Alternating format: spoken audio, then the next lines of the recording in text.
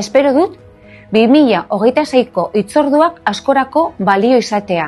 Seguru nago, Euskadiko eta munduko herri edo hiri gehiagok adinekoen ganako lagunkoitasunaren aldeko apustua egongo dutela. Zergaitik? Lagunkotasun hori komunitatea inklusiboa izatea eragiten duten motorra delako. Eskerrik asko eta gogoratu, 2026an Donostian elkartuko gara.